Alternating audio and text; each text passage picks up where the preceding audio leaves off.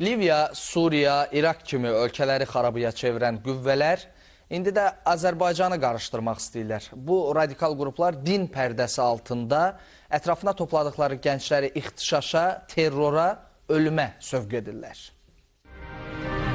Söhbət Hacı Taleh kimi tanınan Qondarma Müsəlman Birliyi Hərəkatının sədri Taleh Bağırzadə, onun müavini Elçin Qasımov və tərəfdarlarından gedir. Xarici dairələrdən maliyyələşən və sifarişlə fəaliyyət göstərən bu radikal ekstremistlər Boko Haram, Əl-Qaidə, İŞİD, Taliban kimi qruplaşmaların Şimali Afrika və Yaxın Şərq ölkələrində törətdikləri cinayətləri Azərbaycanda təkrarlamağa çalışırlar. Müsəlman Birliyi Hərəkatı kimi təqdim olunan təşkilat rəsmi qeydiyyatdan keçməmişdir və qeyri-legitim bir qurumdur. Qurumun üzvləri hər hansı bir dini icmada təmsil olunmurlar, eləcə də din xadimləri deyirlər.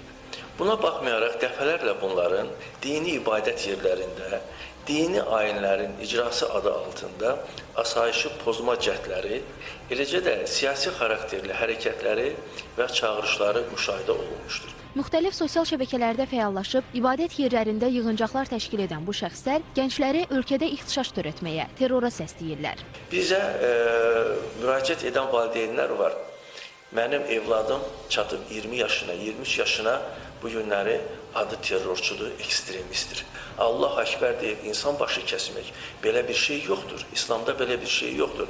Bunlar dediyim o siyasiləşmiş, uydurma İslamın daşıyıcılarının hərəkətlərinin, fəaliyyətlərinin acı nəticəsidir ki, onlar bunu gençləndirməyə çalışırlar. Artıq Taleh Bağırzadə Azərbaycanda Molla Ömərlik, Əl-Bağdadilik eləmək niyyətindədir. İslam xilafəti qurub ölkəni şəriət qanunları ilə idarə etmək arzusunda olan bu şəxs hakimiyyətə qarşı təxribatda istənilən yola əl atır. Onun artıq hansı ki, müxalif düşərgəsində təmsil olunan deyək ki, o partiyalarla da sıx əməkdaşlığı mövcuddur.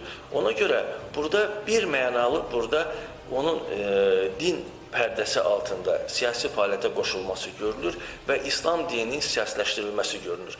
Ancaq Azərbaycan cəmiyyəti bu cür hücumlarla mübarizə aparmaq üçün kifayət qədər müdrik və dözümlüdür. Qədim tolerantlıq tarixinə malik və bu xüsusiyyəti ilə bütün dünyaya nümunə olan bir xalq heç bir vəclə belə təxribatlara cəlb oluna bilməz. Azərbaycanda nəinki müsəlmanlar, bütün dinlərin nümayəndələri tam etiqad azadlığına malikdirlər. Digər ölkələrdən fərqli olaraq dindarlara mənəvi və hüquqi dəstəklə yanaşı maddi yardım da göstərilir. İnsanları sülhə, birliyə, əmin-amanlığa çağıran İslamı siyasi alətə çevirib həcmərcilik yaratmaq istəyənlər isə hüququn tələblərinə uyğun olaraq layiqli cəzalarını alacaqlar.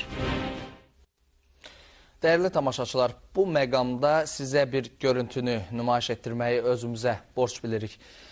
Ekranda gördüyünüz iki qat əyilib əl öpən Taleh Bağırzadədir. Xarici dairələrin qarşısında özünü bu cür vəziyyətə salan şəxs sizcə vətənpərvər, dövlətini, millətini sevən ola bilərmi?